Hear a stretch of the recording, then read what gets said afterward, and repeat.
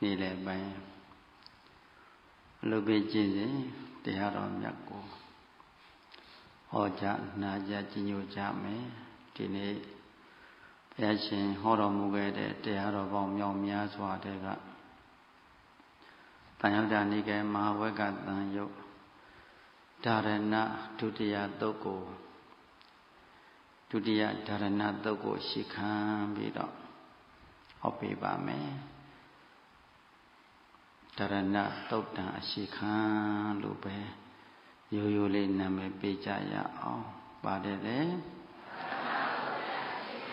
ဟောပြီးဘုရားရှင်ဟောတော်မူတဲ့စကားလုံးလေးတွေကိုဟောကြားနာကြားကြီးညိုကြရမှာမို့လို့တရားပိုင်ရှင်ဖြစ်တော်မူသောဘုရားရှင်ကိုပုံတော်မှန်စဂုဏ်တော်တန်ခါဗုဒ္ဓနုတ္တိပွားများကြမယ်နမောဒါရဏသုတ်တံဓမ္မဒေတကတသမ္မာသမ္ဗုဒ္ဓတ္တနမောဒုတိယဒါရဏသုတ်တံဓမ္မဒေတကတသမ္မာသမ္ဗုဒ္ဓတ္တသမ္မာသမ္ဗုဒ္ဓတ္တဒုက္ခသမုဒယနိရောဓနှင့်မေဃတပြာလေးသစ္စာကိုဆရာမကုတယံဘူညာတော်မြတ်ဖြင့်ထိုးထွင်းရင်သိမြင်တော်မူတတ်ပါပေထသောဒါရဏသုတ်တံဓမ္မဒေသကတ္တဆောင်းထားရမည်တရား၄ပါးတို့ကိုဟောပေါ်ညွန်ပြအပ်သောမြတ်စွာဘုရားအားမယမကံဘုရားတပည့်တော်တို့သည်မယမကံဗုဒ္ဓရှင်တော်မြတ်ဘုရားဟောပေါ်ညွန်ပြအပ်သောတရားတော်မြတ်တို့ကိုနာယူမတ်သားလျက်ရှိကြပါပေကုန်သောသားတော်သမီးတော်ဘုရားတပည့်တော်တို့သည်နမောကာယဝစီမနောရှင်လည်းရဲ့အင်းစလီညွတ်ကျိုးလက်စုံမိုးကရှိခိုးဥညွတ်ကြပါတော်သည်မြတ်စွာဘုရားဘုရား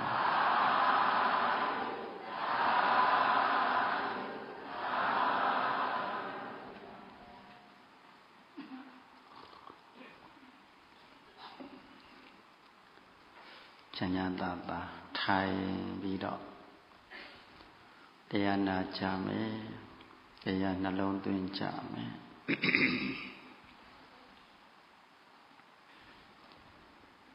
ဒီနေ့ဘုရားရှင်ကဒါ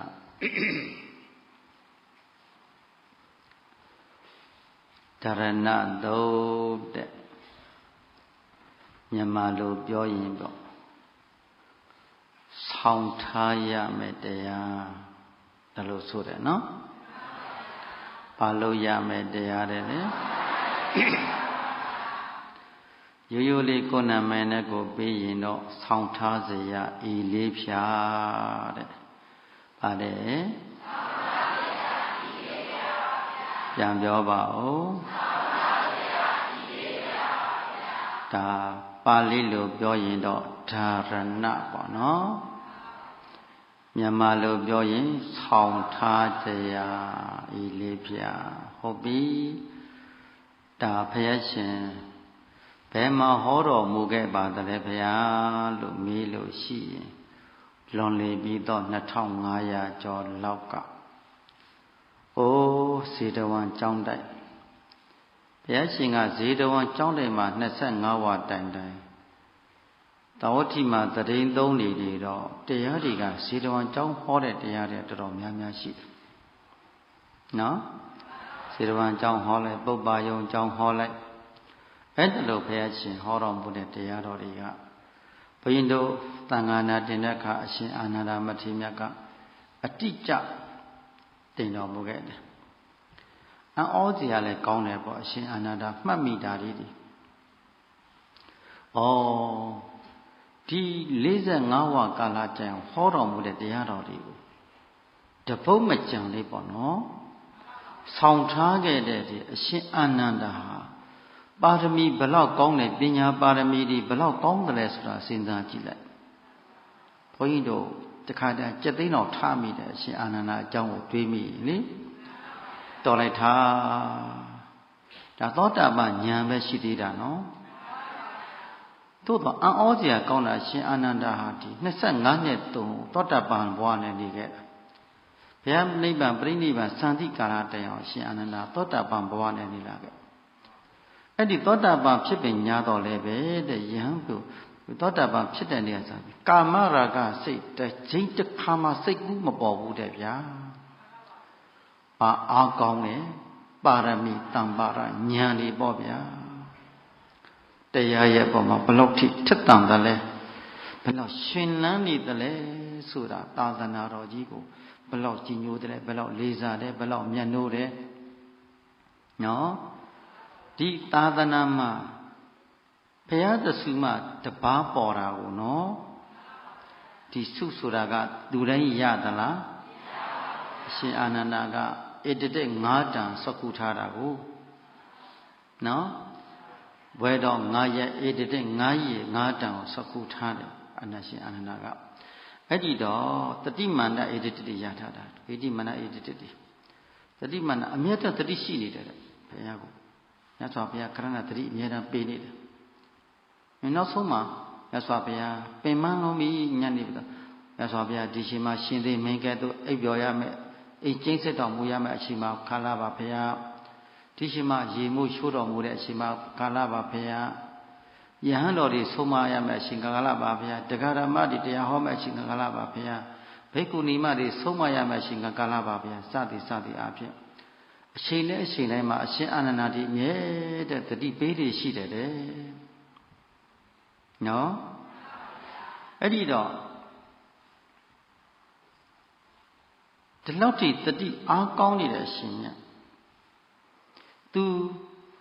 ဘယ်ပြိဋိဘံစံပြီး3လမြောက်တဲ့နေ့မှာသူယဟန္တာဖြစ်တယ်နော်ရှင်အာနန္ဒာယဟန္တာဖြစ်တယ်သူယဟန္တာဖြစ်တာလဲဈဉ္ဉံကမ္မတောင်းအရှိခံပြီးတော့ယဟန္တာဖြစ်တာပါ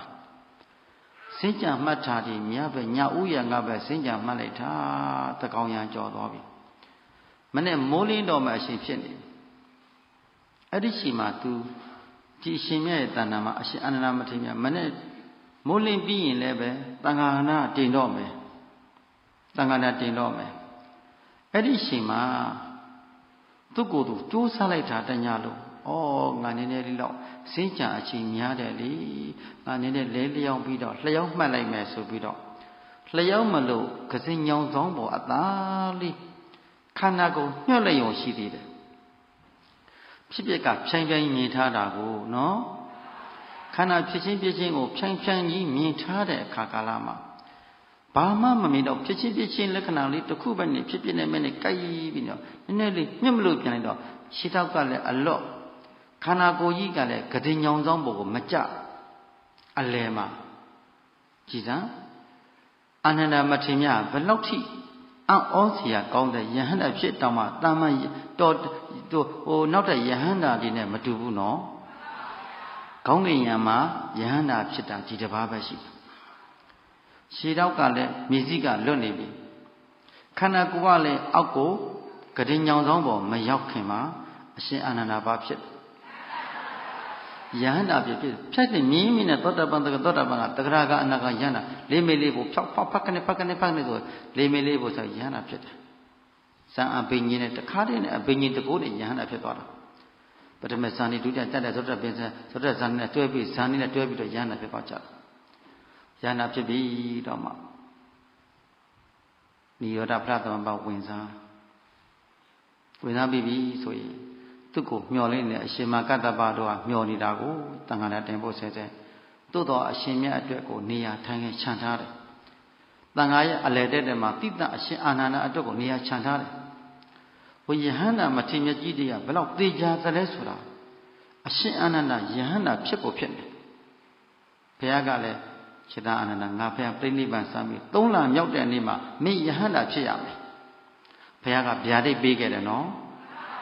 အဲ့ဒါကိုသိတဲ့အတွက်ဒါကြောင့်နေမအညမှာစ조사တယ်မနေ့ဖြင့်မိုးလင်းတော့မိုးလို့ကျ3လပြည့်တော့မယ်3လမြောက်တော့မယ်သူလုံးလုံးစေယဟန္တာမဖြစ်သေးဘူးတခါတည်းစ조사နေတဲ့ကိုနဲ့အသက်မငဲ့ပဲပြီးလည်းပဲအာယုံမတက်ခင်မှာယဟန္တာဖြစ်ပြီးတော့ဟောပြီးလည်းပြီးရောနော်မိုးလည်းတော်တော်လင်းလာပြီဆိုတော့ဇန်တကုတ်နဲ့မြေကြီးကိုငုတ်ချိုးပြီးတော့အဲ့ဒီ သံဃာနာတင်းမဲ့နေရအလဲတဲ့သူ့ထိုင်မဲ့နေရမှာဘာနေသွားပေါ်တာဗျာဘယ်လောက်ကြည်ညိုစရာကောင်းလဲစဉ်းစားနော်မြေကြီးတက်ကပေါ်လာတာနော်ဘယ်တက်ကပေါ်လာတာမြေကြီးတက်ကပေါ်လာခဲ့တာကြံတကိုးနဲ့အရှင်မကတ္တပါကြီးကအော်လိုက်တာအော်ညီတော်အာနန္ဒာဘုရားရှင်သာရှိမယ်ဆိုရင်ဘယ်တော့ရှိယူလိုက်မလဲညီတော်အာနန္ဒာဒီနေ့ငါတောင်းဝန်ဖြစ်တယ်ဆိုရှင်တော်အာနန္ဒာဂုံပုတ္တိညီတော်အာနန္ဒာဥပမာယံပရိသတ်တွေကိုအောစရာနဲ့ပတ်သက်ပြီးအရှင်အမကတ္တပါရဲ့ချီးကျူးစကားတွေအများကြီးပြောပြီးတော့မှပါတင်တော်မူခဲ့တယ်သံဃာနာတင်ကြတာပေါ့သံဃာနာတင်တော်မူကြတယ်နော်ဟုတ်ပြီဒီနေ့သံဃာနာတင်တဲ့တရားတော့မြောက်များစွာတဲ့ကဘာတုတ်တန်လဲဒုတိယဒါရဏတုတ်နှစ်တုတ်ရှိတာကိုနော်အဲ့ဒီတော့ဒီ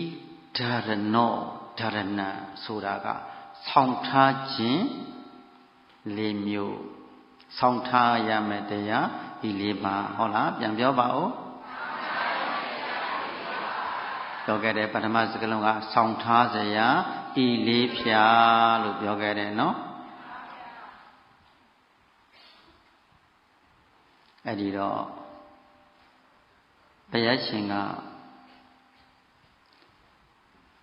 ယဟန်ပရိသတ်ဘေခုနီပရိသတ်အမျိုးသားအမျိုးသမီးပရိသတ်ခုလိုပေါ့လေယဟန်တော်တွေရောအမျိုးသားတွေသီလရှင်တွေအမျိုးသမီးတွေပရိသတ်၄ပါးပေါ့နော်စုံညီတဲ့အခါကာလမှာဘုရားရှင်ကယဟန်တို့လို့ပြောလိုက်တယ်ယဟန်တို့လို့ပြောလိုက်ပြီးညာတော်လဲအားလုံးကိုခြုံပြီးတော့ဟောတာပဲနော်ဓမ္မဒိဋ္ဌံဟောတာကိုဗာဒိဋ္ဌံနဲ့ပုဂ္ဂလဒိဋ္ဌံတူတယောက်ကိုရည်ညွှန်းပြီးဟောတာမဟုတ်ဘူးနော်ယဟန်တို့တဲ့လောကမှာဆောင်းထားရမယ့်တရား၄ပါးရှိတယ်တဲ့ဆောင်းထားရမယ့်တရားဘယ်နှပါးမဆောင်းမပြည့်မတိမဖြစ်မကျင့်မဖြစ်မကျင့်ရင်မဖြစ်မသိရင်မဖြစ်တဲ့တရား၄ပါးရှိတယ်တဲ့ဤ၄ပါးတို့ကိုသင်ရှစ်သားတို့သည်ရှစ်သမီးတို့သည်ဆောင်းထားကြပါလေအဲ့ဒါလို့၄ပါးလို့ပြောလိုက်တော့ယဟန်တို့ငါဘုရားဆောင်းထားရမယ့်တရား၄ပါးသည်အဘယ်နည်းလဲလို့မေးခဲ့ညာဒုက္ခသစ္စာကိုပိုင်းခြားသိအောင်ပါလို့ရမယ်ဆောင်းထားရမယ်သမုဒ္ဒယသစ္စာအကျွင့်ပယ်နိုင်အောင်မေဃသစ္စာကိုကြည်မှန်များစွာပွားများနိုင်အောင်និရောဓသစ္စာကိုမျက်မှောက်ပြုနိုင်အောင်ဆောင်းထားရမယ်ဘယ်နှပါးပါလိဒီနေ့ဘုန်းကြီးတို့ရောတရားဓမ္မများရောဒီ၄ပါးသောသစ္စာတရားတွေကိုမသိလာတဲ့တွေ့တာကြောင့်တန္တရာဝဲဩဃမှာတန္တရာထဲမှာအိုခဲ့ပေါင်းဒီနာခဲ့ပေါင်းဒီသေခဲ့ပေါင်းဒီနဲလာအများကြီးလားပါဠိပါကိုမသိလာလို့ဟုတ်တယ်ဒီသစ္စာ၄ပါးကိုသိရှိခွင့်မရလာတဲ့တွေ့တာကြောင့်ဂင်္ဂဝါလူသဲစုမကပွင့်ကြတည်တည်ဘုရားရှင်များနဲ့ကောမလွဲလာဘူးလားဟိုရည်တွက်လို့မကောင်းဘုရားတွေပွင့်ခဲ့ပြီးပြီဘုန်းကြီးတို့တရားဓမ္မတွေအဲ့ဒီဘုရားရှင်များမျက်မှောက်တော်မှာယဟန္တာဖြစ်ပြီးပြိဋိဘမဆံခဲ့ရဘူးစဉ်းစားလိုက်နော်ဘုရားရှင်များရဲ့ရှင်မျက်နှာတော်အောက်မှာအာသဝကုံကယဟန္တာဖြစ်ပြီးတော့ပြိဋိဘမဆံခဲ့ဘူးဗျာခုဂေါတမမြတ်စွာဘုရားရှင်ပွင့်တော်မူခဲ့ပြီးပါပြီပြိဋိဘဆံခဲ့ပြီးပါပြီနှစ်ပေါင်း2500ကျော်ပြီအဲ့ဒီတော့ဒီဘုရားသာသနာတော်ထဲမှာလဲမိလျော့ပောစာပြီးနေမိနေရာနေသွားကြအောင်မယ်ဆိုရင်ဝမ်းနည်းစရာပြန်တွေ့ရအောင်မယ်ဘ ုန်းကြီးတို့တရားဓမ္မတွေစဉ်းစားတယ်နော်ဒီဘုရားရှင်ပွင့်သာသနာတွင်မှာမှသာသနာတွင်အတိအနတ္တမြင်တဲ့အတိဒီသစ္စာ၄ပါးကိုထိုးထွင်းဉာဏ်တို့ဖြင့်သိတဲ့အတိမပေါ်လွင်သေးဘူးလို့ဆိုရင်ရင်မောရအောင်မယ်ပေါ့တန်ត្រာတစ်လျှောက်လုံးမှလေဒုက္ခရောက်မှလားဒုက္ခရောက်မှလားဒါကိုအလုံးမိသားစုတွေကိုပြောပါတယ်ကြိုးစားကြပါရတဲ့အချိန်လေးတွေလေဒါအကြောင်းကျိုးညီညွတ်လို့ဒီအခွင့်အရေးကိုရရှိနေတယ်မဟုတ်လားအခွင့်အရေးဆိုတာအမြဲတမ်းမရဘူးနော်ကြောင်းအကျိုးညီညွတ်မှရရှိနေတယ်ကံကောင်းထောက်ပံ့ထားလို့အခုလိုဘုရားအဆုံးမသာသနာတော်ထဲမှာတွေ့ခွင့်ကြုံခွင့်ဆုံခွင့်ရနေပါတယ်ကိုယ်တို့တွေထောက်ပံ့ထားလို့နော်ဒါတရားဓမ္မတွေတဏ္ဍာမှာလည်းပဲအတိတ်ကကုသိုလ်ပါရမီဓာတ်ခံလဲပါလာတာကိုအတိတ်လွန်လည်ပြီးသောဘဝတွေကသုတောင်းပါရမီဓာတ်ခံလဲပါလာတယ်ပါလာတော့သာသနာမှာလူဖြစ်တယ်လူဖြစ်တော့မိကောင်းဖခင်သာသမီဖြစ်တယ်ရဏသုံးပါးနိစ္စတဲ့မိဘတွေဖြစ်တဲ့သာသနာထွန်းကားတဲ့နေရာမှာလူဖြစ်နေရတယ်နော်ဒီတရားတော်မြတ်ကိုနာလိုတဲ့စိတ်တရားတော်မြတ်ကိုကြင်ကြံပွားများအားထုတ်လိုတဲ့စိတ်လည်းရှိနေတယ်ဒါပါရမီလို့ခေါ်တယ်တချို့ကတရားမနာနိုင်ဘူးလေတရားတွေကိုမနာမထောင်တတ်ဘူးတရားနာပြင်းတယ်ဝိပဿနာတရားတို့ပြင်းတယ်အဲ့ဒါဟာသူ့မှာပေကိုပါရမီဓာတ်ခံမပါလာဘူးဟုတ်ကဲ့လားဒီပင်ကိုပါရမီဓာတ်ခံပါလာတဲ့ပုဂ္ဂိုလ်ဟာသစ္စာတရားတွေကိုနားထောင်ရရင်ဘယ်အယတနဲ့မှနှိမ့်ဆက်လို့မရတော့ခံစားသွားချောက်နော်ကနလေးကတက္ကကြီးတက္ကမကြီးတွေမိသားစုတစ်ဖွဲ့ရောက်လာတယ်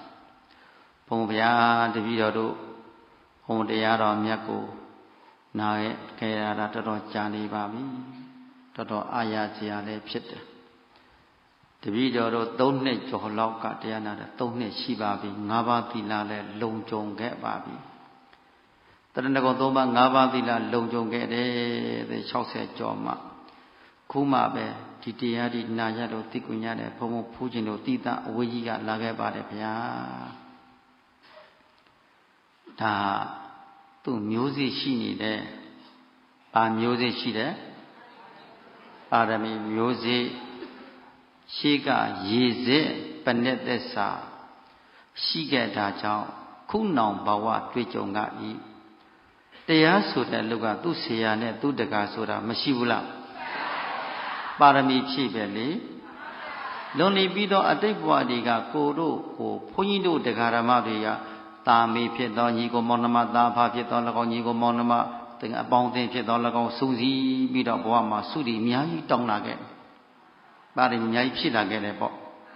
ဘဝမောင်မြောင်များစွာကလေအဲ့ဒီပါရမီဓာတ်တွေကအရှင်ဘုရားတို့ရှေ့ကအတိတုဉာဏ်တို့ရရင်ရှင်ဘုရားတို့သိတော့တပည့်တော်သိကြပါလို့ဤရှင်ဘုရားတို့ဟောပေါ်ညွန်မဲ့တရားတို့တရားမြတ်ကိုလိုက်နာကျင့်သုံးတဲ့မဉ္ဇဏ်ဘုညာမျက်မှောက်ပြုရပါလို့ဘုရားလို့သုတိများမတောင်းခဲ့ဘူးလားဒါနားလွယ်တဲ့ပုဂ္ဂိုလ်ဆိုတာနော်တူနဲ့တူကိုအတိတ်ပါရမီတမ္ပါရဓာတ်တွေရှိလာတဲ့ပုဂ္ဂိုလ်ဟာနားလွယ်တယ်တရားဒီနားတာစိတ်ထဲမှာကျင့်တဲ့စိတ်ထဲမှာအားရတယ်ဆိုတာကုသိုလ်စေရှိလို့ကုသိုလ်စေမရှိရင်ဘယ်တော့ကောင်းကောင်းတရားမနာနိုင်ဘူးနာရင်လည်းပဲနားထောင်လို့ကောင်းယုံသာရှိပြီးတော့ဉာဏ်မရောက်ဘူးဥပမာလေးတစ်ခုပေါ့လေခဏပြောနေကြအရှင်နန္ဒကမထေရနဲ့ဘိက္ခုနီမ900ဟုတ်လားဒီဘိက္ခုနီမမေတ္တာဂေါတမီနေတော့ဘိက္ခုနီမ900တို့သည်မြတ်စွာဘုရားဆုံးမတရားတွေကိုနာခွင့်မရနိုင်ဘူးလားဘိက္ခုနီမမေတ္တာဂေါတမီကသောတာပန်သဂရကဖြစ်နေပြီပေါ့နော်မေတ္တာဂေါတမီကတော့တရားအသိတဉာဏ်နဲ့တည်းရှိနေပြီကြံရှိတဲ့ဘိက္ခုနီမတွေကမရသေးဘူးသီလဝိသုဒ္ဓိပဲရှိသေးတယ်ဘုရားဟောတယ်သူကဘုရားတာဝကမဟုတ်ဘူးလို့ဖြစ်နေတယ်သူပါရမီဖြစ်ဖြစ်တည်းရှိတာကို ပြီးတော့အရှင်သာရိပုတ္တရာရဲ့တာဝကလည်းမဟုတ်ရှင်မဂ္ဂလန်တို့အရှင်မကတ္တဗတို့အရှင်နရုဒ္ဓတို့စတဲ့မထေကြီးတွေအပါ30လောက်နေ့စဉ်တပတ်တစ်ကြိမ်စီသောတော့ပြီးဟောပေးနေတာဒါပေမဲ့ဒီအရှင်မြတ်ကြီးများတာဝကမဟုတ်ဘူးဟုတ်တယ်နော်တရားတွေဟာဟောတာအတူတူပဲနော်ဒီသစ္စာ၄ပါးကိုအခြေခံထားတာသတိပဋ္ဌာန်အခြေခံပြီးသစ္စာ၄ပါးပေါ်ဟောတာပဲ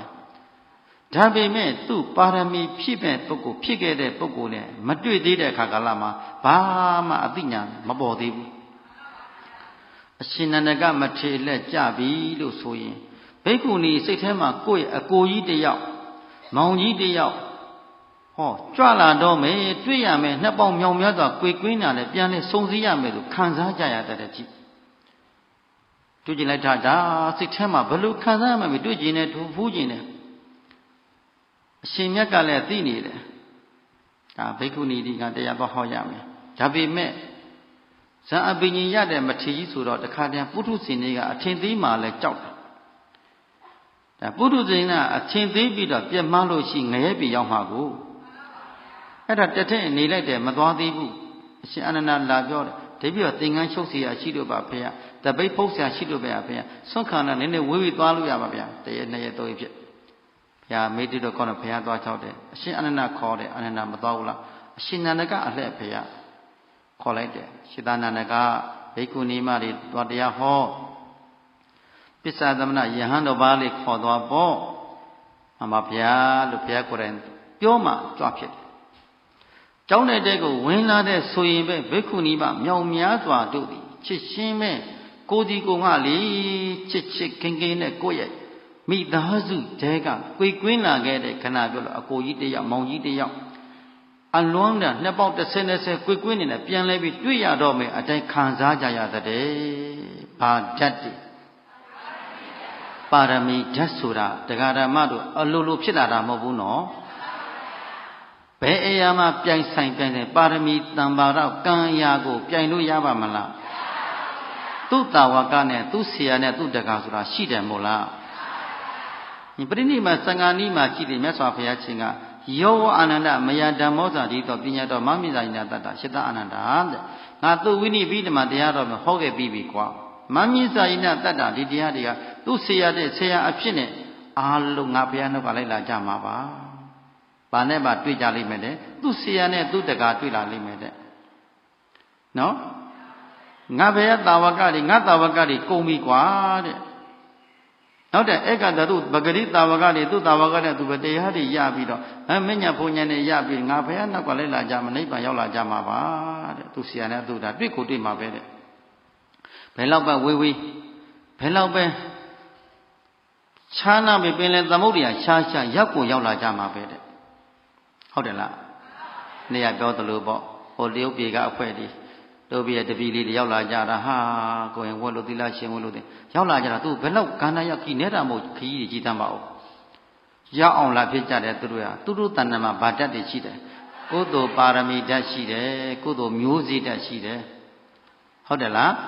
အဲ့ဒီကုသိုလ်ပါရမီစိတ်ကုသိုလ်ကံစိတ်တွေဘယ်လောက်ဝေးဝေးပြန်လဲပြီးစုံစည်းတဲ့အခါမှာဒီတရားတွေနာကိုနာခြင်းနဲ့ဒီတရားတွေကြင့်ကိုကြင့်ခြင်းနဲ့ဒီတရားတွေကြားလိုက်ရမှဒီအတန်လေးနားထောင်လိုက်ရမှစိတ်ထဲမှာကျင့်တတ်လိုက်တာမပြောပါနဲ့ဒါသူ့တာဝကနဲ့သူရှိတယ်မို့လား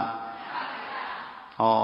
အဲ့ဒီတော့အရှင်နန္ဒကမထေရမြတ်ကဘိက္ခုနီမရောဟာရှိစီမဲ့ပုဂ္ဂိုလ်နဲ့ရှိစိတ်ရှိတော့ပြိမဲ့ပုဂ္ဂိုလ်နဲ့တန်းစီနေကြတာဆက်စားလေးတွေဟောထိုင်ပြီးတော့ချင်းသာသာတဲ့အမြင်လေးမှာထိုင်ပြီးတော့ဘိက္ခုနီမတွေလမ်းပြီးတော့တရားနာနေ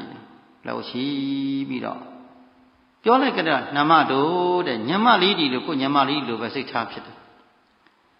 ညမလေးညမတို့တဲ့နမတို့ငါသင်တို့ကိုတရားဟောမယ်မှန်ရင်မှန်တယ်မှားရင်မှားတယ်လို့ဖြေကြနော်ပြောလိုက်ကြတဲ့ကိုကနှမဆိုတဲ့အသုံးကိုသုံးလိုက်တဲ့ရင်းနှီးကျွမ်းကျင်တဲ့စကားလုံးလေးဟုတ်တယ်နော်ဘာလို့လဲဆိုဟိုဘဝတို့ပါရမီဖြစ်ခဲ့မှုတဲ့ဘဝတစ်ခုမှအဲ့ဒီဘိက္ခုနီမ900အလောင်းတွေကတငယ်ချင်းရဲ့မိန်းမတွေဖြစ်နေခဲ့တယ်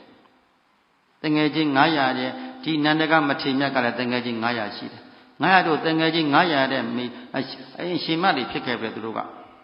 သူကရွာသူကြီးဖြစ်ခဲ့တဲ့နန္ဒကမထေရအလောင်းကရွာသူကြီးဖြစ်တဲ့အခါမှာအရှင်ဒီမိတို့ဂေါတမီငနဲ့လည်းပဲသူတို့ကဇနီးမောင်နှံဖြစ်ခဲ့တယ်ဘောတစ်ခုမှလေအဲ့ဒီတဘောတုန်းကပြစ္ဆကဗုဒ္ဓပ900တို့ကိုဒီနန္ဒကမထေရအလောင်းကပင့်ဖိပြီးတော့တပါးကြောင်းလေးတွေဆောက်ပြီးကိုးကွယ်ကြတယ်တဝါတွင်လို့ဖြည့်ပြီးပါတွင်ဖြည့်ပြီးကထိန်ကြီးအတူတူကကထိန်ကြီးခင်းလို့ဟာကုသိုလ်စိတ်တွေနေ့စဉ်နဲ့ကုသိုလ်တွေပွားများပြီးပါရမီဖြစ်ခဲ့တဲ့ကုသိုလ်ပါရမီဓာတ်တို့သည်နောက်ဆုံးအချိန်မှာ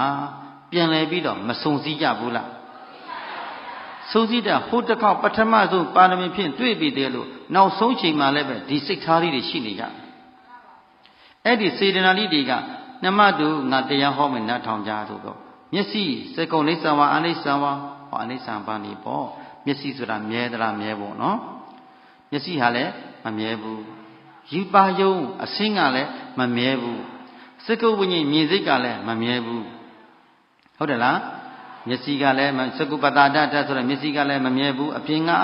အစင်းမျိုးစုံကလည်းမမြဲဘူးမြင်သိစိတ်ကလည်းမမြဲဘူးဆိုတော့ကဲမျက်စိဆိုတဲ့စကုပတ္တာဓာတ်ကမမြဲဘူးဆိုရင်အပြင်ကအစင်းကလည်းမြဲပါမလားအစင်းနဲ့မျက်စိကိုတိုက်ဆိုင်ပေါ်ရတော့မြင်သိစိတ်ကောမြဲပါမလားအကြောင်းနှစ်ပါးမှမမြဲပဲနဲ့အကျိုးတရားပဲမြဲပါမလဲဟုတ်တယ်လားမျက်စိဆိုတာကအကြောင်းတော့ယူပါအစင်းကလည်းအကြောင်းတော့အကြောင်းနှစ်ခုကြောင့်ဘာဖြစ်ရတာမြင်စိတ်ဆိုတဲ့အကျိုးဖြစ်တယ်ပေါ့အကြောင်းနှစ်ခုမှမမြဲပဲနဲ့မြင်သိစိတ်အကျိုးကပဲမြဲပါမလဲမိစားလည်းမမြဲစီလည်းမမြဲရင်မိတော့မိလျံကမြဲပါမလားအဲ့ဒါလေးကိုမျက်စိရဲ့စကုသောတာဂန္ဓဇီဝကာယမနအာယုံ6ပါးကိုဟောလိုက်တော့သောတာပန်တည်တယ်ဗျာတရထဲနဲ့900လုံးပါဖြစ်တယ်ဘုရားကနောက်တနေ့ဆက်ဟောခိုင်းမြန်တယ်လဂရကံဖြစ်တယ်ဗျာနောက်တနေ့ဆက်ဟောတယ်အနာဂံဖြစ်တယ်4ရင်မြောက်တဲ့နေ့မှာအာလုံးယဟန္တာဖြစ်တယ်4မြောက်တဲ့နေ့မှာဘာဖြစ်တယ်ဘုန်းကြီးတို့အခုဒီနေ့တရက်ပေါ့နော်နောက်ထပ်3ရက်ကြံသေးတယ်ပေါ့ဟုတ်လားနောက်ထပ်3ရက်ဆိုဘာဖြစ်နိုင်လဲဟမ်ဖြစ်နိုင်တယ်ဖြစ်တော့ဖြစ်နိုင်တယ်တိုးတော့ဘယ်အဆင့်တော့မပြောနိုင်ဘူးဟုတ်လားဖြစ်တော့နဲတော့တမက်တဖို့ပြောတာပေါ့တမက်တဖို့လို့ဆိုရင်ကျင့်တတ်ပါပြီမကျင့်တတ်ဘူးလားအဲ့မှာလှုပ်ရှားကြင်စားကြံသေးတယ်လေတာရည်သမီးစီးပွားရေးလုပ်ငန်းတွေကြံသေးတယ်မဟုတ်လားအဲ့ဒါလေးလှုပ်လို့တရားတစ်ဖက်ဓာတ်တစ်ဖက်ပေါ့ဒီတရားလေးတွေကိန်းထားမယ်ဆိုရင်တရားအတိတ်ဉာဏ်နဲ့တမက်တဖို့ဒိဋ္ဌိဝိသိကိစ္စများကိန်းထားမယ်ဆိုရင်တရားဓမ္မတွေကျေးဇူးမများဘူးလားသာသနာတွင်အသိချင်းအပေတကားပိတ်ပြီးရောပေါ့ဗျာအပေတကားပိတ်ထားရင်ကဲဒီဘဝမှာအပေတကားပိတ်တာဒီဒုတိယဘဝမှာဒီထက်မြင်ဆင်းမြင်သွားမယ်အများဆုံးသိရရင်ခုနဘဝပဲကျန်တော့တယ်ဒါသောတာပန်တည်ထားပြီဆိုရင်ဒိဋ္ဌိဝိသိကိစ္စပြုတ်ထွက်သွားပြီဆိုရင်အများဆုံးသိရရင်ခုနဘဝပဲကျန်တော့တယ်6ဘဝလုံးမြောက်ခုနဘဝမြောက်တဲ့နေ့မှာယဟန္တာဖြစ်မှာပေါ့ဟုတ်တယ်လားအဲ့တော့ယဟန္တာဖြစ်ပြီဆိုရင်ကိစ္စပြီးပြီလေဒီယဟန္တာမဖြစ်တဲ့ခုနဘဝအတွင်းမှာလည်းပဲဒီလိုလူဘဝကဲ့သို့တက်တန်းတိုးတဲ့နေရာမှာလူမဖြစ်တော့ဘူးတက်တန်းရှည်တဲ့နေရာမှာမဖြစ်သွားလိမ့်မယ်ကုသိုလ်တွေပွားများလွယ်သာသနာတွင်တရားတွေဟောပေါ်ညွန်ပြတဲ့နေရာတွေမှာသွားဖြစ်သွားလိမ့်မယ်ပြစ္ဆန်တဲ့နိုင်ငံတွေမှာသွားမဖြစ်တော့ဘူးဘာကြောင့်လဲဆိုကုသိုလ်ရှိတဲ့ပုဂ္ဂိုလ်ဟာကုသိုလ်ရှိတဲ့နေရာမှာလာဖြစ်တာကိုကုသိုလ်ပါရမီဓာတ်ခံအားကောင်းတဲ့ပုဂ္ဂိုလ်တို့သည်ကုသိုလ်ဖြစ်လို့ရတဲ့နေရာမှာသာဖြစ်တာဗျနော်ကုသိုလ်ဖြစ်မဲ့နေရာမှာကုသိုလ်မရမဲ့နေရာမှာလူလာမဖြစ်ဘူးတကယ်လို့ဖြစ်နေရင်တောင်မှသာသနာတော်ဒီတရားဓမ္မကိုနာတဲ့နေရာနာကြရမယ့်နေရာကိုရောက်အောင်လာပြီးတော့ပါရမီကိုပြည့်အောင်ဖြည့်သွားကြရတာပါပဲဟုတ်လားဒီနေ့ဘုန်းကြီးတို့ဒီဟောဒီအခုဆိုရင်တန်ခါယောဂီတန်ခါတော့ပါဝင်အားလုံးအမျိုးသားအမျိုးသမီးကျောင်းကြီးတန်ခါနဲ့ဆိုတန်ခါအားလုံးတလူယောဂီ1000ကတော့ကြော်သွားတယ်မယ်ဝေယဝိစာတွေနဲ့1000ကျော်ဝင်းကျင်လောက်ဟာကဲတဏှာတဲကစုစည်းလာကြတာဟုတ်ရဲ့လားအသီးသီးပဲဘယ်လောက်ဝေးဝေးဓမ္မတန်ရောက်တဲ့ရှိပြီးတော့တရားဓာတ်ကိုလိုချင်တဲ့တရားတို့တရားမြတ်ကိုတွေ့လိုတဲ့စိတ်စီ လူရင်ပြောရင်တော့ဗျာဘာတကားပိတ်ရှင်ရလို့အပေတကားပိတ်ရှင်တဲ့အတိတွေဟုတ်လားအဲ့တော့ဘုရားရှင်ကဒီအရှင်မြတ်အရှင်နန္ဒကမထေရမြတ်ဟောလိုက်တဲ့အခါမှာယဟန္တာပြီဘုရားကိုယ်တိုင်အဲ့ဒီနေ့ကြွရှိမြောက်တယ်အဲ့ဒီနေ့မှာဘွဲ့ဒုဂုံဒုကိုတော့ပေးလိုက်သေးတယ်နန္ဒကောဝါဒဟုတ်လားဘိက္ခုနောဝါဒဣတိတက်ကိုပေးလိုက်တဲ့ဘုရားကဘိက္ခုနီမတိဆုံးမတဲ့နေရာမှာအသာဆုံးပဲတဲ့ဘာဖြစ်လို့လဲဆိုရင်အက္ခသာဝကကြီးတီဟောသွားပြီလေတရားရကြသလားဤရှင်မြတ်ဟောမှတရားရရတာကိုဘာရှိတဲ့သူမှာပါရမီဖြည့်ပြတဲ့ကုသိုလ်ကောင်းမှုတွေရှိခဲ့ကြတယ်အဲ့ဒီကုသိုလ်ကောင်းမှုတွေပြန်လဲစုံစည်းတဲ့ခဏလေးမှာစိတ်ကိုရှင်လန်းဝမ်းပန်းတက်တာပဲတရားဒီနာလို့လဲကောင်းတရားဒီနှလုံးသွင်းလို့ကောင်းနာဂတရားနာခန္ဓာညာလဲခန္ဓာနာဂတရားနာခန္ဓာညာလဲပြီးခန္ဓာကဟောနေတာလေးကခန္ဓာကိုယ်ထဲမှာမျက်စိနတ်နာလျာကိုယ်စိတ်လို့ထောက်ပြတော့ငါတို့ခန္ဓာကိုစကုတော့စကုပတ္တာဒတဘောတာပတ္တာဒတခန္ဓာပတ္တာဒဇေဝပတ္တာဒကာယပတ္တာဒဆိုတဲ့ပတ္တာဒတ၅ပါးဟာရုပ်တရားဟုတ်လားအပြင်မှာအစင်းဒီအတန်ဒီအနတ်ဒီအရသာတွေ့ထိစရာတရားလည်းပဲဒါတွေကလည်းရုပ်တရားတွေပဲရုပ်နှစ်ခုတွေဟာဒီရုပ်တရားတွေဟာမြဲသလားမမြဲဘူးလားမမြဲပါဘူးရုပ်တို့မြည်ဒီမှာဘာဖြစ်တတ်တယ်ဖောက်ပြန်တဲ့ထာကိုရုပ်တရားတို့မြည်ဒီမှာဘာဖြစ်တတ်တယ်အမြဲတမ်းဖောက်ပြန်နေတယ်အဲ့ဒီဖောက်ပြန်မှုထင်ရှားလာသောအာယုန်တက်ကလေးတွေကိုတတိလိကပ်ပြီးတော့ဉာဏ်နဲ့ကြည့်ရတယ်မဟုတ်လားဘာလေးကပ်ပြီးတော့တတိလိကပ်ပြီးတော့ထင်ရှားနေတဲ့နေရာကလေးတင်းသဘောပေါ်ပေါ်တောင့်သဘောပေါ်ပေါ်အောင့်သဘောပေါ်ပေါ်ကျင်းသဘောပေါ်ပေါ်တောင့်သဘောပေါ်ပေါ်ရရတဲ့သဘောပေါ်ပေါ်ပူတဲ့သဘောအေးတဲ့သဘောဘာလေးပေါ်ပေါ်ခန္ဓာကပေါ်လာတဲ့အာယုန်တက်ကလေးကိုတတိနဲ့ကပ်ပြီးတော့လေးလေးဝါဝါလေးလေးရှုပြီးကြက်ခါပဲကြည့်နေရကြက်ခါကြည့်တော့အจิตခံအာယုန်ဒီအจิตညာအောက်မှာပင်လျင်ဒရဇပြောင်းလဲမှုလက္ခဏာကိုမတွေ့ရဘူးလားခဏလေးက2 နာရီလောက်ကပေါ့အမေရိကန်ကဖုန်းတလုံးလှမ်းပြီးတော့တရားမေးချောက်ဖုန်းဗျာတဲ့တပည့်တော့တရားမှတ်ရတာစိတ်ထဲမှာလည်းကြည်နေတဲ့ဘုံဘုံတရားတွေလည်းနာဖြစ်တယ်တပည့်ဇနီးမောင်နှံတွေရောက်တရားတွေအထုဖြစ်ပါတယ်တပည့်တော့တရားမှတ်ရင်းနဲ့ဗျာတဲ့မှတ်လို့ကောင်းတယ်ဖုန်းကပြောတယ်တရားမှာလေလေးမှန်မှန်နဲ့ရှုထားစိတ်ကိုချောချခန္ဓာချောချပြီးစိတ်အေးအေးလေးနဲ့နာခန္ဓာကိုကြည့်နေဖို့ပြောတယ်ဟုတ်တယ်တပည့်တော့နှစ်ခုဖြစ်နေတယ်လို့ပဲဗျနှစ်ခုပြည့်ဒီခန္ဓာဝေဒနာလက္ခဏာပေါ်နေတယ်ဗျာပေါ်တာကြည်နေတဲ့ခါမှာအဲ့ဒီဝေဒနာရဲ့လက္ခဏာလေးဖြစ်ချင်းကိုတပည့်တော့ကြည်နေတယ်ဗျာကြည်နေတဲ့အခါမှာတပည့်တော့လေရှူရမှာကိုမေ့သွားတယ်လေရှူရမှာမေ့သွားတော့တပည့်တော်ဟာဖုံးပြောတာနဲ့တလွဲကြီးဖြစ်နေတယ်ဗျာလေမရှူရမှာတပည့်တော်နှီးပြီးတော့ပျောက်သွားတယ်ဗျာခန္ဓာမှတ်စရာတွေပျောက်သွားတယ်ဗျာတပည့်တော်ဘယ်လိုမှတ်ရမှာမလဲဗျာသိတော့အဲ့ဒါကတတိပါပဲလို့ခန္ဓာကိုယ်ကထင်ရှားမှုပေါ်မှာတတိလိကပ်ပြီးတော့ကြည်နေတဲ့အခါမှာကြည်နေပဲညားတော်လဲဥပမာဘုရားကအထာဂရဆရာမြတ်တို့ကနွားမကြီးတကောင်ကလေးငယ်မွေးထားတော့နွားမကြီးတကောင်ကလေးငယ်မွေးကင်းစားကလေးတပတ်10 ရက်လောက်ရှိထားတဲ့ကလေးနွားလေးဟာခုန်ပေါက်ပြီးပြေးနေတယ်နွားမကြီးသည်ကိုအစာဝတ်အောင်လဲမစားနိုင်ဘူးလားနွားငယ်ကလေးလည်းမျက်စောင်းထိုးပြီးတော့ကြည့်နေတယ်အစာဝတ်အောင်လဲစားနေတယ်ကိုလည်းဝတ်အောင်စားနေတယ်လို့နွားငယ်ကလေးခဏဆိုသလိုခုံပေါက်နေတာအကဲခတ်ပဲကြည့်နေတယ်ရန်သူတွေရှိသလားအနန္တပေးမဲ့ပုဂ္ဂိုလ်ရှိသလားခဏမျက်စောင်းထိုးပြီးမကြည့်နေဘူးလားဝါအောင်လဲစားနေတယ်အဲ့ဒါလိုပဲအရှင်းတစ်ချိန်အလုံးနှစ်ခုဖြစ်တယ်အရှင်းတစ်ချိန်ကိုယ့်ရဲ့ညွတ်ကိုင်းရမှာကတော့ဒီခန္ဓာထင်ရှားမှုရဲ့ပြောင်းလဲမှုကိုပြင်နေရမယ်ဟုတ်လားရုပ်ရဲ့ဖောက်ပြန်မှုရုပ်တရားရဲ့ဖောက်ပြန်မှုပေါ်လာတဲ့သဘောတတ်ကိုတတိထောက်ပြီးတော့ကြည့်ရမယ်ကြည့်တဲ့အခါရွေချားနေတာလေးဒီတဖြုတ်တလွတ်တရွလေးဖြစ်လိုက်လက္ခဏာတက်ကိုမြင်နေလက္ခဏာတက်ကိုကြည့်ပြီးနေတဲ့အခါမှာမိမိလေလေးတော့မှန်မှန်လေးရှုထားရ ဘာကြောင့်လဲကြည်တာကအဲ့ဒီကိုစူးစိုက်မှုကဒီဖြစ်ချင်းလက္ခဏာကိုစူးစိုက်မှုများသွားပြီးတော့လေရှုကနှေးသွားတတ်တယ်လေရှုနှေးသွားလို့ရှိရင်ရှုဆိုင်မှုပျောက်ပြီးဖြတ်ဆွဲအိတ်ချင်ငိုင်မီးတဲ့စိတ်တွေရောက်သွားတတ်တယ်ဟုတ်လားဒီရှုဆိုင်မှုကမှန်ရတာကိုရှုဆိုင်မှုမှန်ကနှလုံးသွေးကြည်နေတယ်လေရှုဆိုင်မှုမှန်လေနှလုံးသွေးကြည်နေတယ်နှလုံးသွေးကြည်နေတော့စိတ်ချမ်းသာတယ်စိတ်ချမ်းသာတော့မှတ်ကွက်အာယုံပေါ်မှာဉာဏ်ကလေးကညှော့ကိုင်းလို့တွေ့တယ်ဟုတ်လားဘာကတွေ့ဘာကိုတွေ့တယ်ဉာဏ်ကခန္ဓာဖြစ်ချင်းလက္ခဏာဓာတ်ကိုကြည်လင်းလှမ်းပြီးတော့မြင်နေတတ်တယ်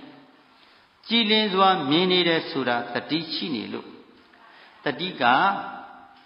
သမာဓိလည်းမလွန်ခဲ့ရအောင်ဟုတ်လားတည်ငြိမ်မှုများပြီးတော့ဝိရိယကမဆင်းနိုင်ဘူးဇွဲတင်ပြီးမကြည့်နေဘူးဆိုရင်ထိုင်မှန်ပြီးအိတ်ရှင်ငိုင်မီးတဲ့စိတ်ဖြစ်သွားတယ်နော်တမာတိဆုပ်ယုပ်ပြီးတော့ဝိရိယလွန်နေပြန်လဲစိတ်ကူးရင်ပြီးပြန့်လွင့်နေတတ်တယ်အိတ်ရှင်ငိုင်မီးသွားတာဝိရိယယော့ပြီးတော့ဝိရိယပျောက်ပြီးတော့တမာတိလွန်သွားလို့နော်ဒါဆိုရင်ဝိရိယနဲ့တမာတိကိုညီမျှအောင်ဘယ်သူကထိန်းပေးနေရတတိကထိန်းပေးနေရမယ်နော်ဘာနဲ့ထိန်းပေးနေရမလဲတတိကသေးစီထားပြီးတော့ထိန်းလေးနဲ့စောင့်ကြည့်ပေးနေရမယ်ပေါ့ဒါတတိကအလုတ်၄မျိုးကိုလုပ်တယ်နော်ဝိရိယနဲ့တမာတိကိုညီမျှအောင်လဲတတိယအလုတ်နှစ်ခုလုံးညီညွတ်ဖို့လဲတတိယအလုတ်တရားနဲ့ပညာအမြဲတမ်းညီမျှဖို့အတွက်တရားတရားတွေညီမျှဖို့အတွက်လဲတတိလုတ်ဉာဏ်ကလေးတွေကိုသိစီလေးနဲ့ချိအောင်လဲပဲတတိယအလုတ်ဒါဆိုရင်တမ္မာတတိမခင်ကအလုတ်၄လုတ်လုပ်တယ်နော်ဝိရိယလည်းမဆုပ်ယုပ်မလွန်ခဲ့တမာတိလည်းမဆုပ်ယုပ်မလွန်ခဲ့တရားတရားလည်းမဆုပ်ယုပ်မလွန်ခဲ့ပညာလည်းမဆုပ်ယုပ်မလွန်ခဲ့အောင်ဘယ်သူနဲ့သိသိထားရဒါကြောင့်ထိုင်နေခြင်းဖြစ်ရက်နေခြင်းဖြစ်သွားလာထိုင်ထထအရိယာပုတ်တိုင်းမှာအမြဲတမ်းတတိကဘာလို့နေရမလဲဥဆောင်နေရမယ်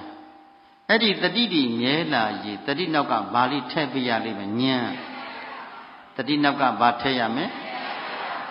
ပေါ်လာတဲ့အာယုကိုတတိနဲ့ထိမ့်ပြီးဉာဏ်လေးနဲ့ညှက်လိုက်ဩအရှိလားမရှိလားပြန်ကြည့်ပေါ်နေတဲ့အသိစိတ်ကလေးရခဏလေးသိတာနဲ့ပထမသိတဲ့အသိရှိသေးသလားပထမအသိချုပ်ပြောက်ပြီးတော့မှဒုတိယအသိထပ်ရောက်တာနော်ဒုတိယအသိချုပ်ပြောက်ပြီးတတိယအသိပြန်ရောက်တယ်နော်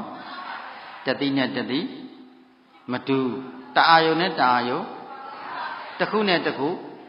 မတူတဲ့လက္ခဏာဟာမတူဘူးလို့ထင်ရှားတဲ့သဘောတတ်သည်ဉာဏ်လေးဝင်ပြီးကြည့်လို့မြင်တာပေါ့ဗျာဘာဝင်ကြည့်နေလို့ဉာဏ်ဝင်ကြည့်လို့တွေ့ဖြစ်တယ်ဉာဏ်သာမဝင်ဖြစ်ရင်မတွေ့ဘူးနော်အေးတရားခန္ဓာဆိုတဲ့သဘောဟာဒီခန္ဓာဆိုတဲ့ဖြစ်စဉ်တက်ကလေးကသူ့ပင်ကိုယ်ကအမြဲတမ်းကိုပြနေတယ်တခါကျရင်တင်းပြီးပြလာလိမ့်မယ်တခါကျတောင်းပြီးပြလာလိမ့်မယ်ခန္ဓာကိုအကဲခတ်တာခန္ဓာအကဲခတ်ပြီးဟောလိုက်တဲ့တရားကခန္ဓာကိုညှက်ကိုင်းပြီးဟောနေတဲ့အခါယောဂီများကလည်းကိုယ်ခန္ဓာကိုစိုက်ပြီးတော့ကြည့်ဘုန်းကြီးတို့ကဥပမာခဏလေးပြောခဲ့ပြီးပြီဘိက္ခုနီမ900တို့သည်အရှင်နန္ဒကမထေရရဲ့အဆုံးအမကိုနားထောင်နေတယ်လို့ပေါ့ရှင်လန်းသောအာယုံကိုရှိနေကြပါတယ်တဲ့သူတို့ကမှာ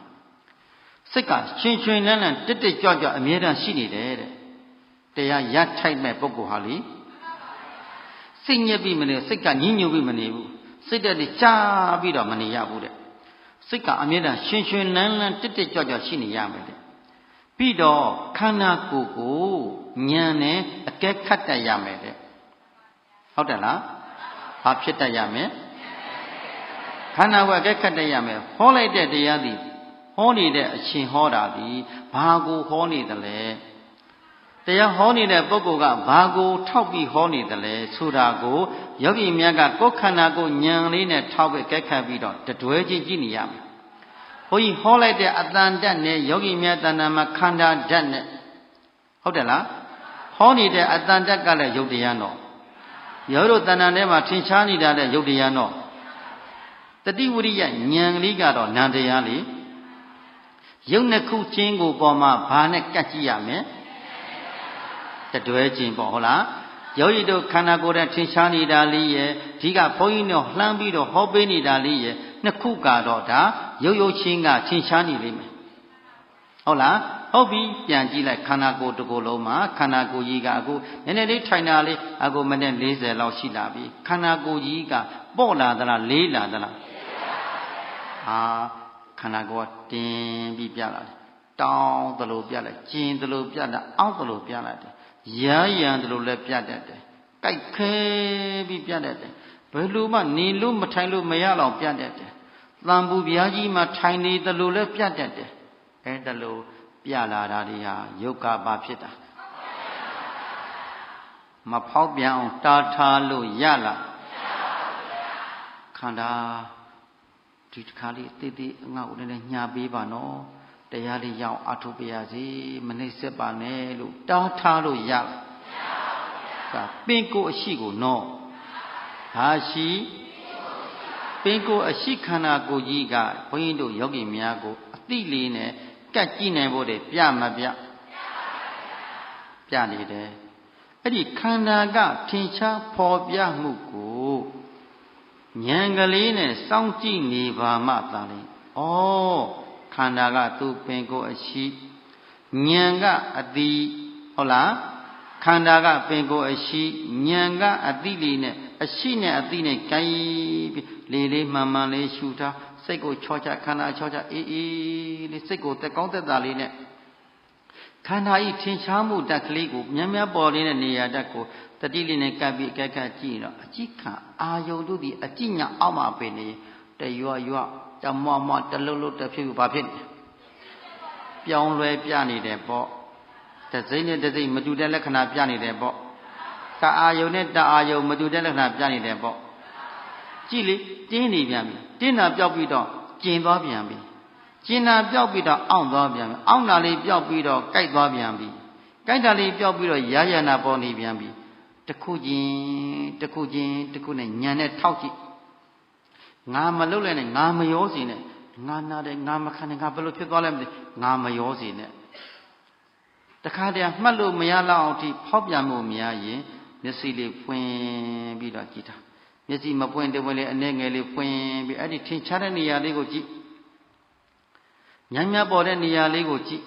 ဒီခံမကြည့်ဘယ်လောက်ပြနိုင်မလဲမလှုပ်နဲ့မရွှေ့နဲ့မပြောင်းနဲ့ဒီခံရတယ်နော်ပါရမီဖြည့်တဲ့ခါမှာယောဂီတို့ရဲ့ကိုကပါရမီမြောက်အောင်ဖြည့်မှပြည့်တာ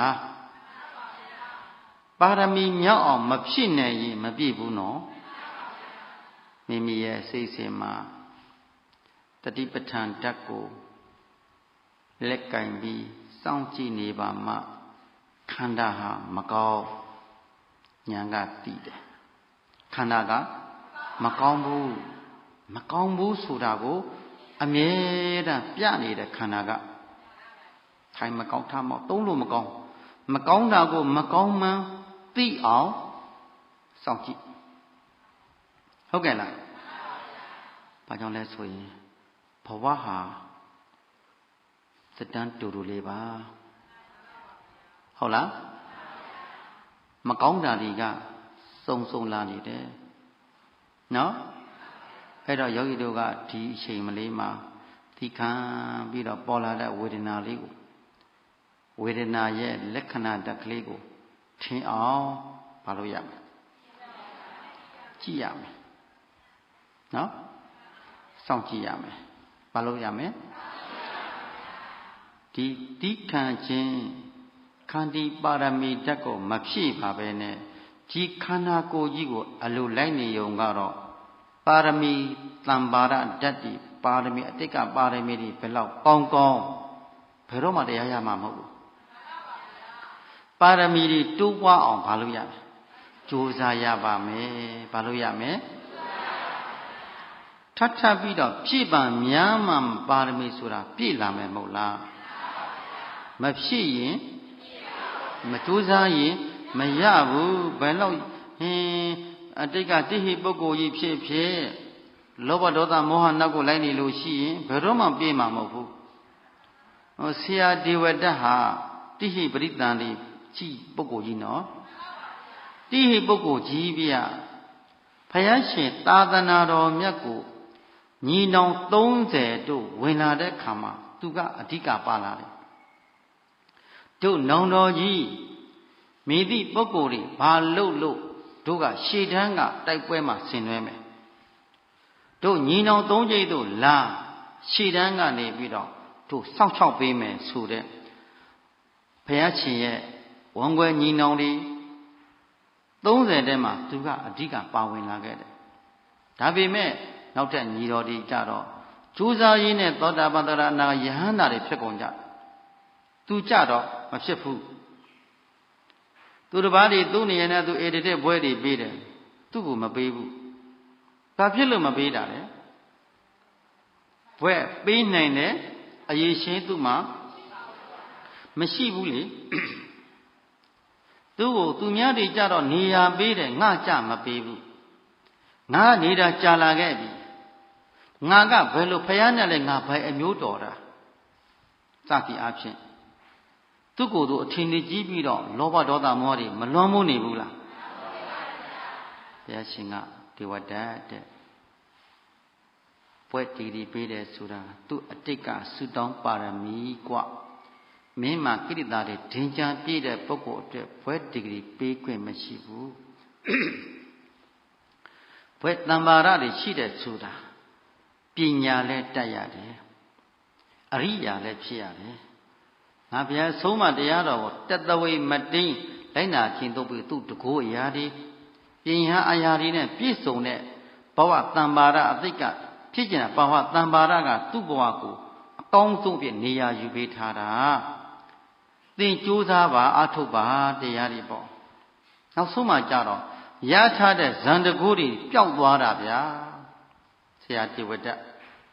မြေချိုးမိုးပြန်နေတာနော်ဒါလောက်တကိုးချင်းတောင်မှပဲလောဘနောက်ကိုလိုက်ပြီလို့ဘွဲလိုခြင်းတဲ့နောက်ဆုံးတန်ဃာတွေအသင်းနဲ့ခွဲလိုက်ရောတန်ဃာအသင်းနဲ့ခွဲရောဟာရှင်းတကိုးတွေပြောက်ဘလို့မှသွားလို့ရလို့မရတော့နောက်ဆုံးလိုရင်ပြောကြဖို့သွေးအံကုန်တာနောင်တတွေဖြည်းပြီးတော့သူမှားတာကိုနောက်ဆုံးဝန်ချဖို့လာတော့ဖယားအနာကိုတော့ရောက်အောင်မပေးလိုက်တော့ဘူးကံတရားကနော်သူနဲ့ဖယားနဲ့အနာမှာမထိုက်တန်တော့ဘူးလေလေကွင်းထဲမှာပင်လျင်ဟာမဟာပရိမြေစည်းကလက်မခံတော့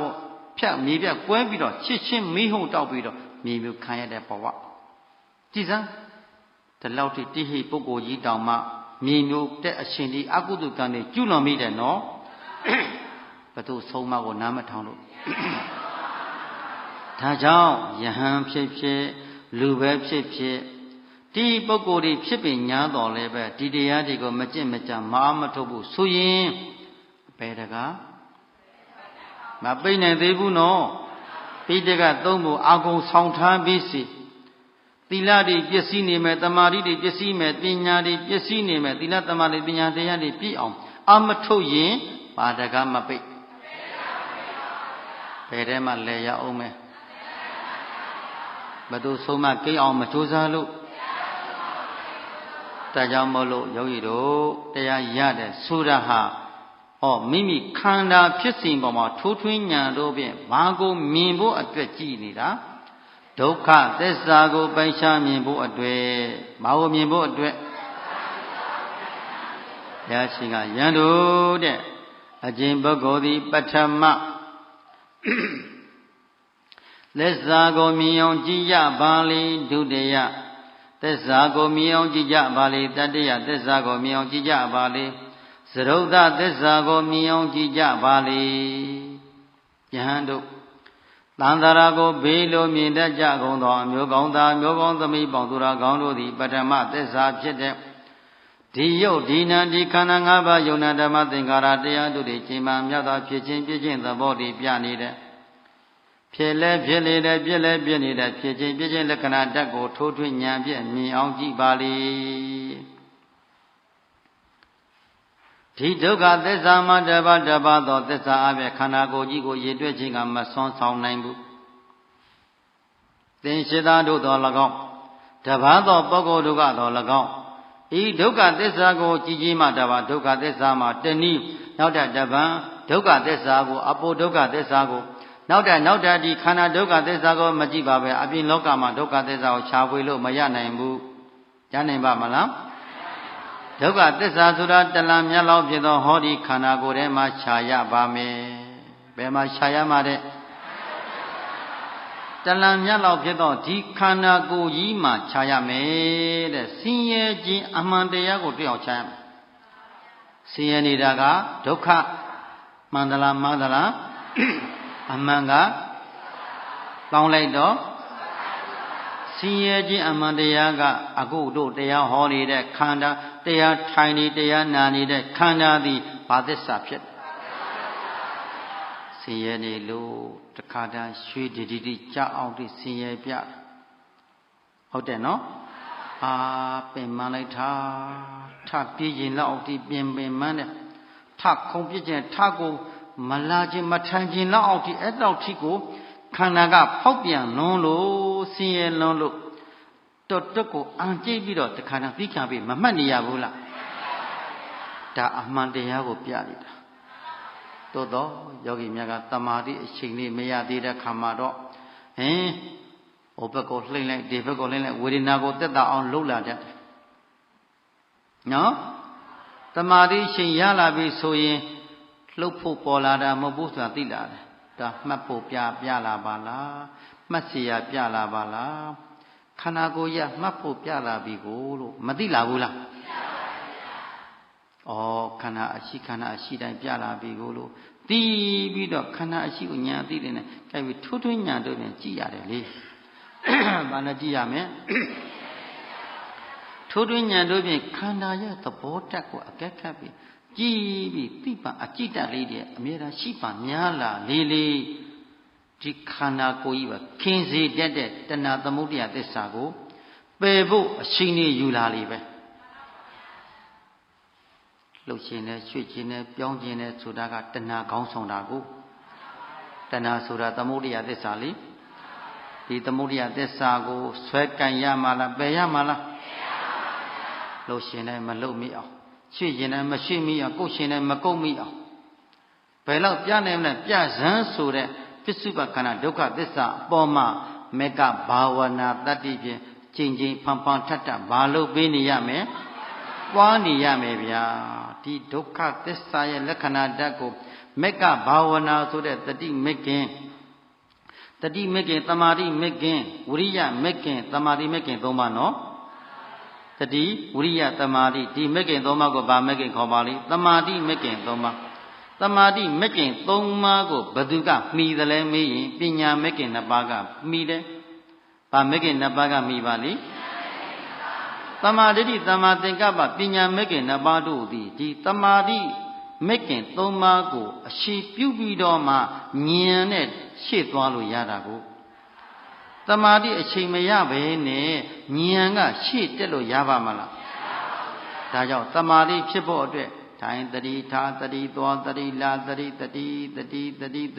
လေးကိုပဲအမြဲတမ်းစကန်ပြီးတော့မှတ်ဟုတ်တယ်လားကိုယ်ရင်နဲ့ကိုယ်တယ်လမ်းရင်နဲ့လမ်းတယ်ခြားရင်နဲ့ခြားတယ်တတိနဲ့သိတယ်ပေါ်တာမှန်တယ်မြတ်ဒီပေါ်မှသိအောင်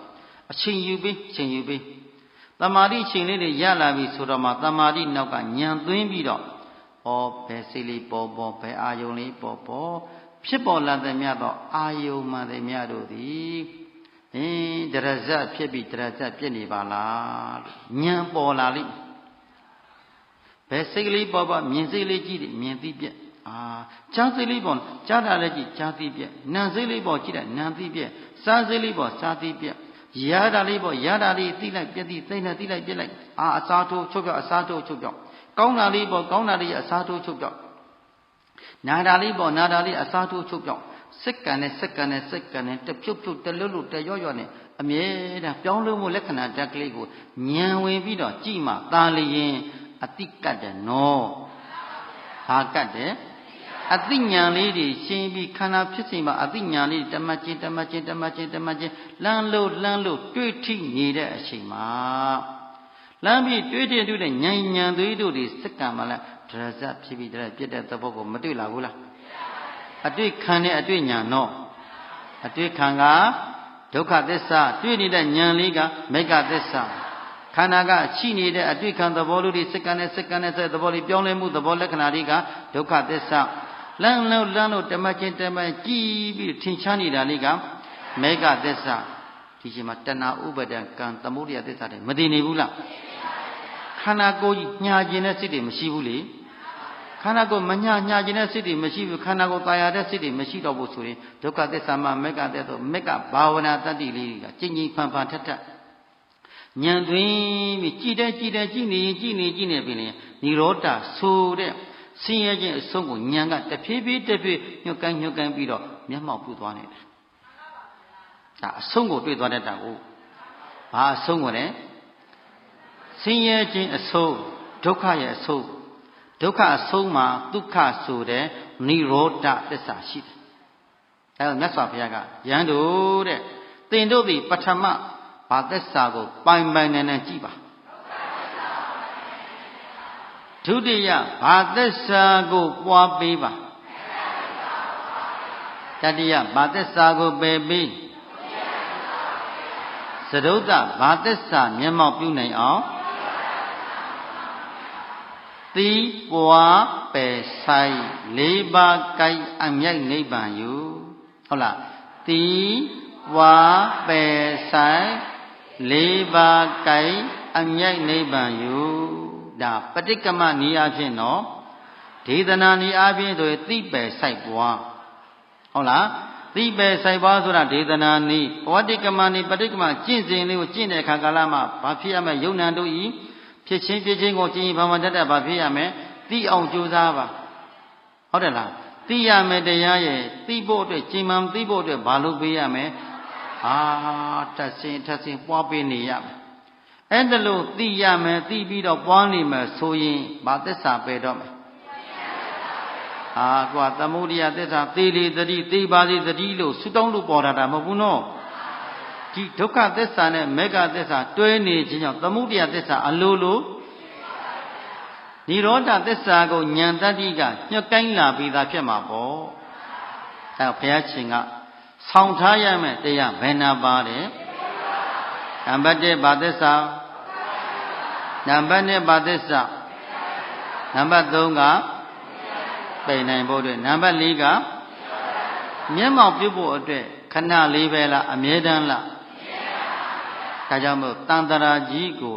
ဘေးလို့မြင်ထားသောပုဂ္ဂိုလ်မှန်တယ်များတို့သည်တဲ့ဒီ၄ပါးကိုဘာလို့ပေးပါလဲဆောင်းပါလေဒီ၄ပါးကိုဆောင်းထားတဲ့ပုဂ္ဂိုလ်သည်ဘယ်ဆုံးကိုမျက်မှောက်ပြုမယ်ဒုက္ခအဆုံးကိုမျက်မှောက်ပြုမယ်တန်တရာအဆုံးကိုမျက်မှောက်ပြုမယ်လို့မြတ်စွာဘုရားမိန့်တော်မူခဲ့သောစကားလုံးလေးတွေကိုတနည်းယနေ့ယခုကြာနာမတ္တရသောကုသိုလ်စေနာတရာဆွမ်းအားတို့ကြောင့်ဒေတုမကံတရားရှိခင်စိတ်ကောင်းဝင်ကြကုန်သောသင်္တော်စဉ်ပေါင်းတို့သည်ဗုဒ္ဓနာသုံးလောကထွတ်ထားသာပညုတာမြတ်စွာဘုရားရှိပါဝဇ္ဇနာဟောပေါ်ညွန်ပြအပ်သောဓမ္မကထံဒုတိယဓရဏသုတ်တံဒေနာတော်မြတ်ကိုကြာနာမတ္တကုသိုလ်စေနာတရာဆွမ်းအားတို့ကြောင့်ဧကဓာတကေ17ပါးသောမိတုမှမုံစိတ်ထွာလွန်မြောက်ကြကုန်လည်းရဲ့နိဗ္ဗာန်ံဘေးမကအေးမြလာသောမေချမ်းသာပူချမ်းသာနိဗ္ဗာန်ချမ်းသာကိုဤဒီဆိုက်ရောက်နိုင်အောင်ကြိုးစားနိုင်ကြပါစေကုန်သတည်း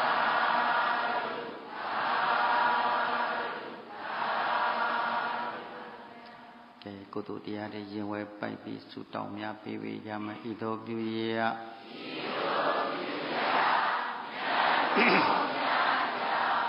မတ္တစီမံဒီနိဗ္ဗာန်ကိုဧကံထုံးချောင်းရောက်စေသောဝိ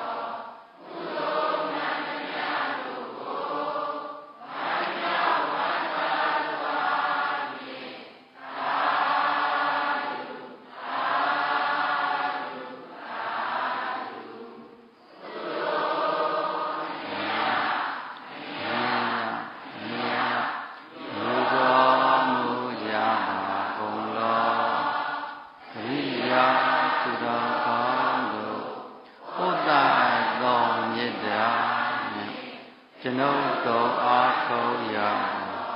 ကုသိုလ်မှန်သမျှတို့ကိုမင်္ဂလာစွာဖြင့်သာဓုသာဓုသာဓုအားလုံးကိုယ်စိတ်နဲ့ကြံမှာချမ်းသာလို့သူတော်တရားတွေတိုးပွားပြီးကိုယ်စီကိုယ်ကမျက်မှောက်ပြုလွယ်နိုင်ကြပါစေ